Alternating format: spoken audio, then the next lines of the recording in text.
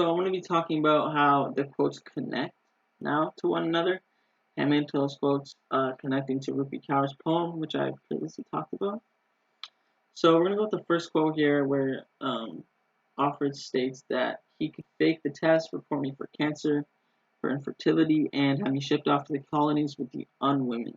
So I feel as though this connects to the first quote in the poem, where Rupi states, I want to apologize to all the women that I've called beautiful before I called them intelligent or brave.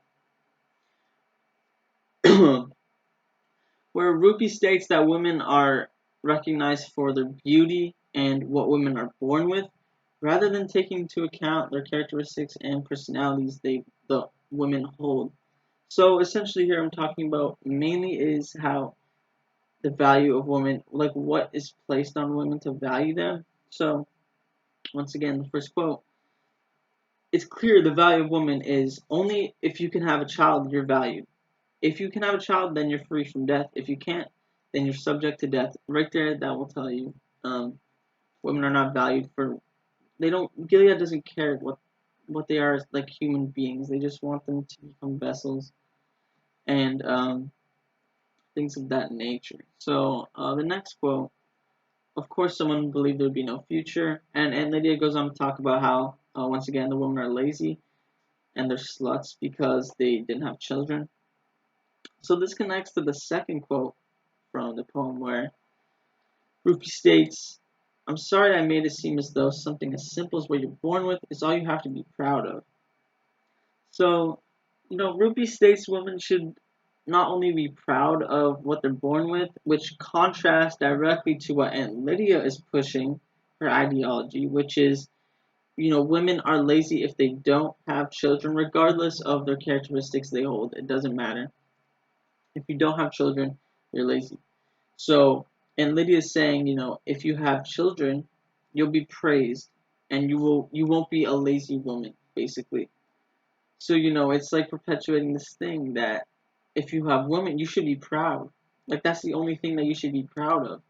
That's what basically Aunt Lydia is saying, and that's what Rupi stated here. You shouldn't be,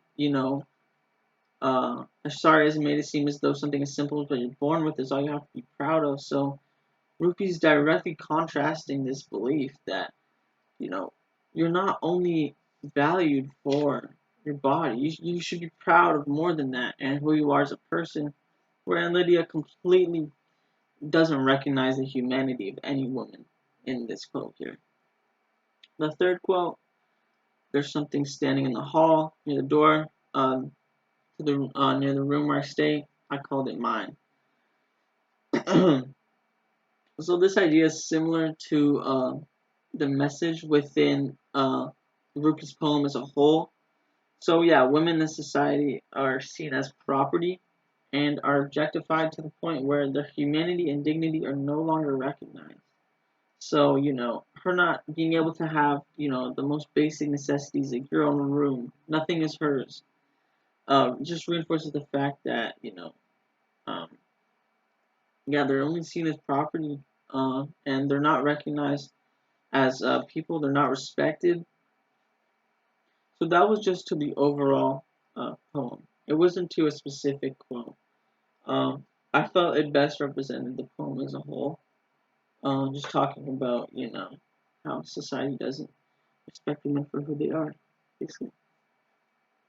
So the fourth quote from The Handmaid's Tale I want to talk about was when Offred, as I stated, she's looking at herself in the mirror naked. She isn't like looking at herself naked, and she states, I don't want to look at something that determines me so completely. So, connects to the third quote, which I've chosen from Rupi's poem, where she says, I'll call you resilient and extraordinary, not because I don't think you're beautiful, because I think you're more than that. So, Rupi's saying, you're more than just this body, and I'm going to recognize you as such. Where in this, the fourth quote, Offred recognizes herself for only her body, and she even realized it. She said, it determines me so completely. That's all she's valued for.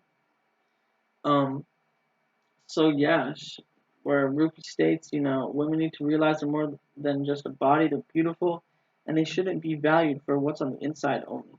And basically, Offred is dealing with that same sort of um mental game there where she's thinking about, it determines her so completely to the point where she doesn't even recognize herself um and her amazing characteristics anymore.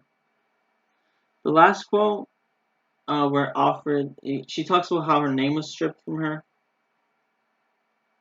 So, it just talks again, like the other one, to like the whole poem, where, Gilead doesn't really care about the feelings and the dignity of women, and demonstrates a lack of respect for them by the fact that she can't even have her own name, you know?